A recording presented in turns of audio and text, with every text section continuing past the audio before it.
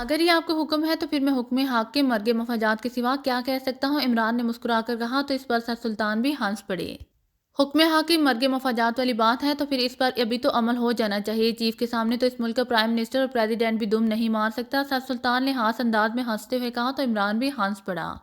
وہ بھی سمجھ گیا تھا کہ سر سلطان نے سامنے اصل چیف موجود ہے، اس لیے حاکم کے سامنے اور کوئی چارہ نہیں ہے۔ یہ چیف کا راز بھی ایک بڑا راز ہے جسے نہ آپ اوپن کر سکتے ہیں اور نہ میں۔ آپ چیف کا راز جانتے ہیں، اس لیے سب سے زیادہ ڈرنے کی ضرورت مجھے ہونی چاہیے کہ آپ کسی بھی وقت مجھے راز اوپن کرنے کی دھمکی نہ دے دیں۔ عمران نے کہا تو سر سلطان ایک بار پھر ہنس دیے۔ اگر کبھی ایسا ہوا تو سر سلطان نے کہا۔ عمران سے ساری باتیں کرنے کے بعد وہ اب فریش ہو گئے تھے۔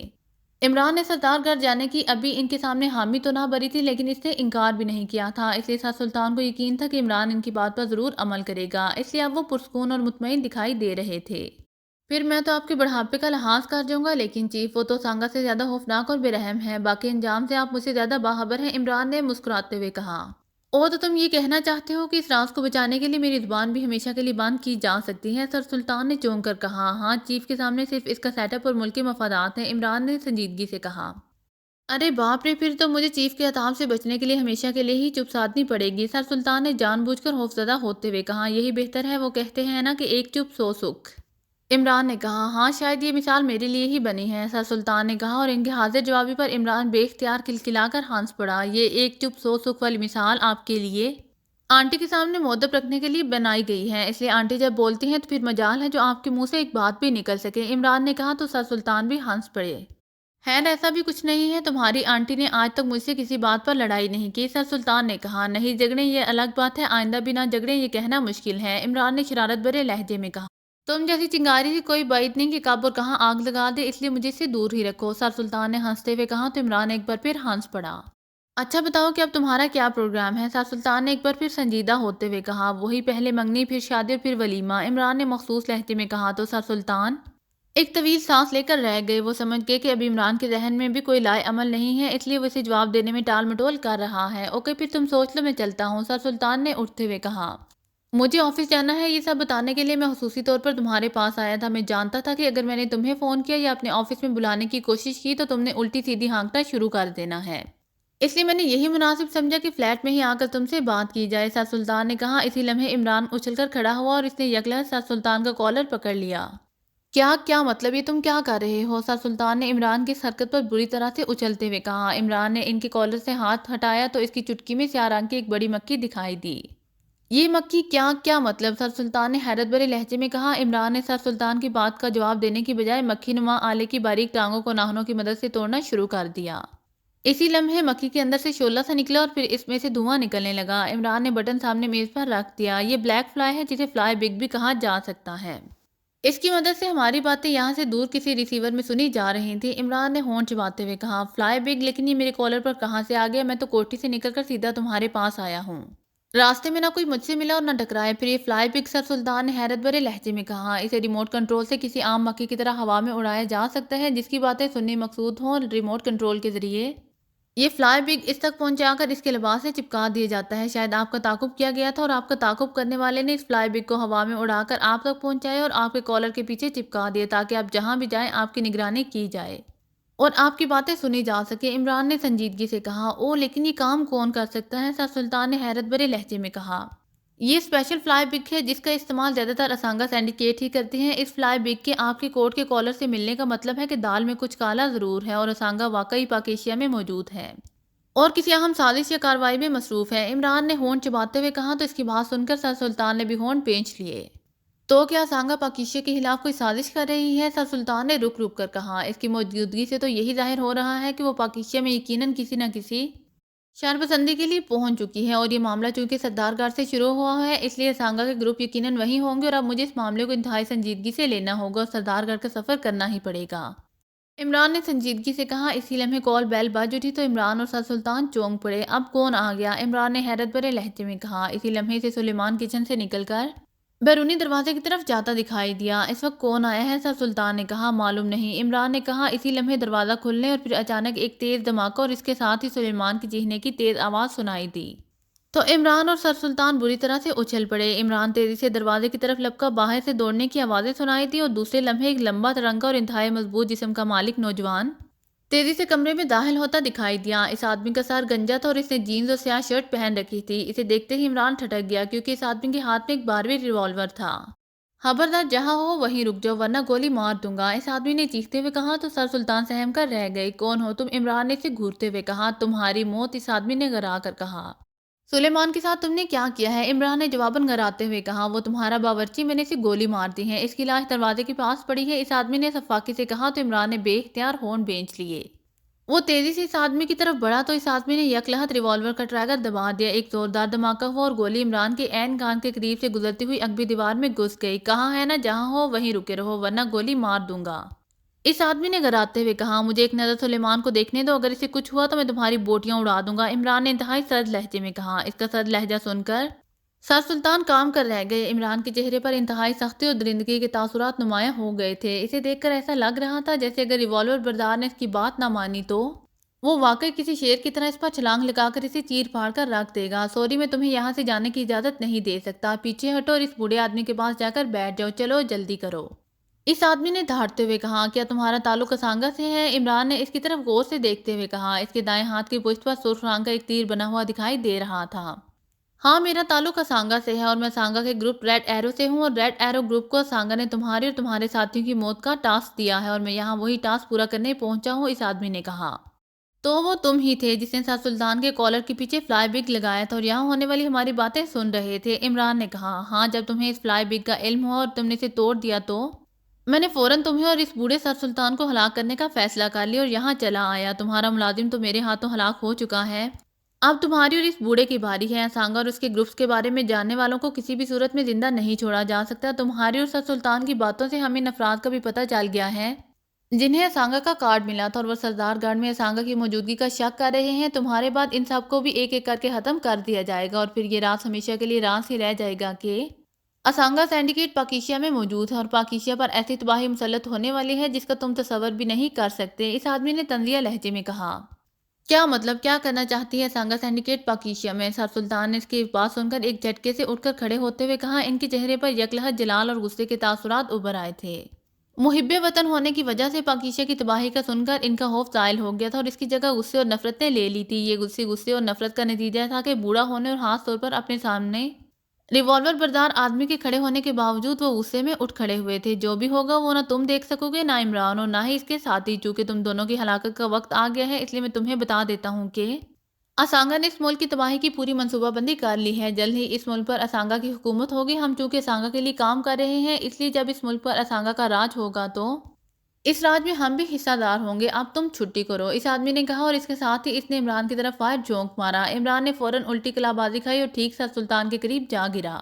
اس سے پہلے کہ وہ آدمی دوسری گولی چلاتا، عمران نے سر سلطان کو یک لحظت دبوچا اور انہیں اٹھا کر مخصوص انداز میں صوفے پر اچھال دیا۔ سر سلطان کے منہ سے چیخ نکلی، وہ صوفے پر گرے اور صوفے سمیت دوسری طرف الٹتے چلے گئے۔ سر سلطان کو صوفے پر اچھالتے ہی عمران نے اپنی جگہ چھوڑ دی۔ نوجوان اس بار مسلسل فائرنگ کر رہا تھا، لیکن شاید وہ اس بات سے انجان تھا کہ عمران سنگھ آرٹ کا بہترین ماسٹر ہے، اس لیے وہ بھلا اس آدمی کی ریوالور سے نکلنے والی گولیوں کو کیسی خاطر میں لا سکتا تھا۔ نوجوان عمران پر فائرنگ کرتا رہا اور عمران اپنے آرٹ کا بہترین مظاہرہ کرتے ہوئے اپنا بچاؤ کرتا رہا، یہاں تک کہ نوجوان کے ریوالور کی ساری گولیاں ختم ہو گئیں۔ جب ریوالور سے ٹرچ ٹرچ کی آوازیں نکلیں تو عمران نے ایک لمبی چھلانگ لگائی اور کلا بازی کھا کر اس نوجوان کے سامنے کھڑا ہو گیا۔ نوجوان حیرت سے آنکھیں پھاڑے کبھی عمران اور کبھی اپنے ہاتھ میں موجود ریوالور کی طرف دیکھ رہا تھا۔ اسے شاید اس بات پر حیرت تھی کہ اس نے پورا ریوالور خالی کر دیا تھا، لیکن عمران کو ایک گولی چھو کر بھی نہیں گزری تھی۔ یہ کیسے ممکن ہے؟ میرا نشانہ تو بے داغ ہے، میں تو اڑتی چڑیا کے پر تک اڑا سکتا ہوں، پھر تم میری گولیوں سے کیسے بچ گئے؟ تم انسان ہو یا بھوت؟ اس آدمی نے عمران کی طرف آنکھیں پھاڑ پھاڑ کر دیکھتے ہوئے کہا۔ انسانوں کے لیے میں انسان ہوں اور تم جیسی بدروحوں کے لیے بھوت، عمران نے مسکرا کر کہا۔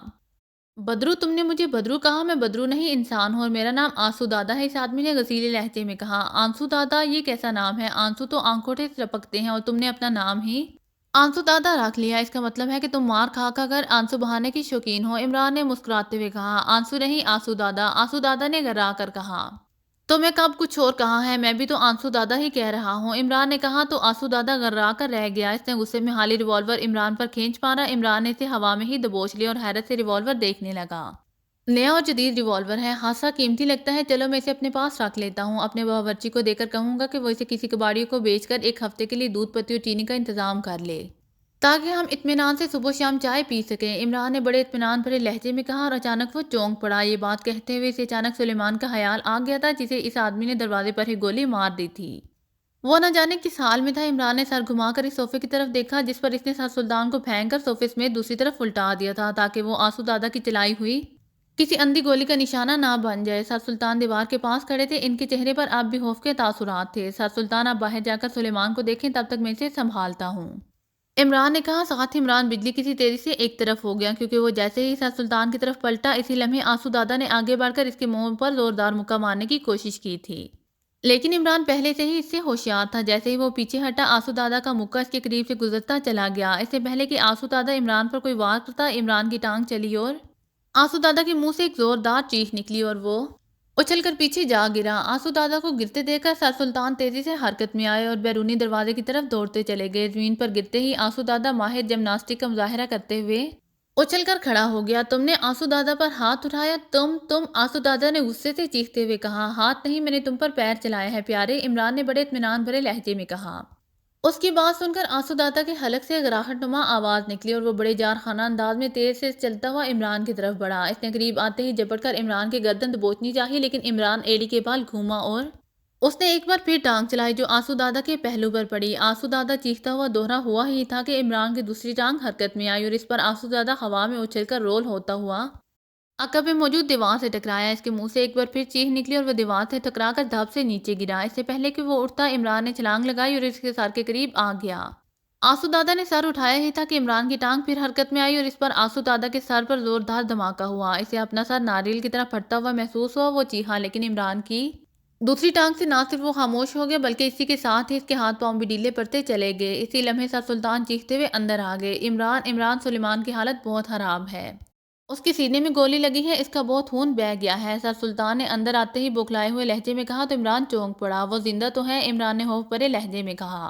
ہاں، اس کا سانس چل رہا ہے لیکن وہ بے ہوش ہے، سر سلطان نے جواب دیا۔ تو عمران تیزی سے باہر کی جانب دوڑا۔ بیرونی دروازے کے پاس جا کر وہ رک گیا۔ سامنے سلیمان اوندا پڑا ہوا تھا، وہ ساکت تھا، اس کے گرد خون کا تالاب سا بنا ہوا تھا۔ عمران تیزی سے اس کی طرف لپکا۔ سلیمان، عمران نے بے تابی سے کہا، اور پھر وہ اس کی دل کی دھڑکن اور نبض چیک کرنے لگا۔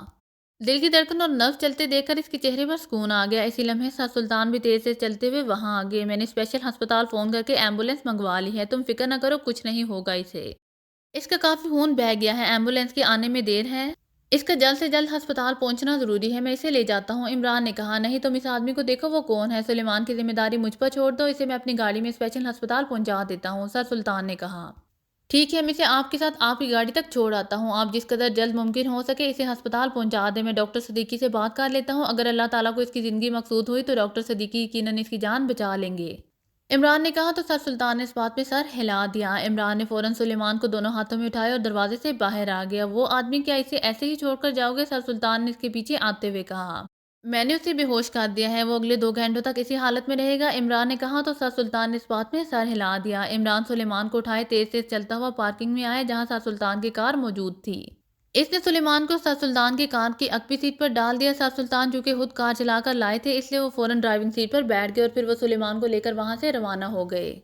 تم فکر نہ کرو سلیمان، تمہیں کچھ نہیں ہوگا، مجھے یقین ہے جب تک تم مجھ سے اپنی سابقہ تنخواہیں وصول نہیں کر لو گے تم ہر مشکل کا ڈٹ کر مقابلہ کرو گے، اور میں تمہیں تنخواہیں دینے والا نہیں ہوں، اس لیے ہم ساتھ ساتھ رہیں گے، عمران نے سنجیدگی سے کہا، اور پھر وہ تیزی سے واپس اپنے فلیٹ کی طرف بڑھا۔ فلیٹ میں داخل ہو کر وہ سٹنگ روم میں آیا تو یہ دیکھ کر اچھل پڑا کہ آنسو دادا کو وہ جس جگہ بے ہوش چھوڑ کر گیا تھا وہ وہاں پر موجود نہ تھا۔ کیا مطلب؟ یہ آنسو دادا کہاں غائب ہو گیا؟ میں نے تو اس کے سر پر ایسا وار کیا تھا کہ اسے اگلے 2 سے 3 گھنٹوں تک ہوش نہ آ سکتا تھا، پھر اسے اتنی جلدی ہوش کیسے آ گیا اور وہاں کہاں چلا گیا؟ عمران نے حیرت بھرے لہجے میں کہا۔ اس نے پورا فلیٹ چھان مارا لیکن آنسو دادا وہاں موجود نہ تھا، سلیمان کو لے جاتے ہوئے چونکہ اس نے فلیٹ کا دروازہ کھلا چھوڑ دیا تھا اور اس دوران شاید آنسو دادا کو ہوش آ گیا تھا، کھلا دروازہ دیکھ کر اسے وہاں سے نکل بھاگنے میں کوئی مسئلہ نہ ہوا تھا۔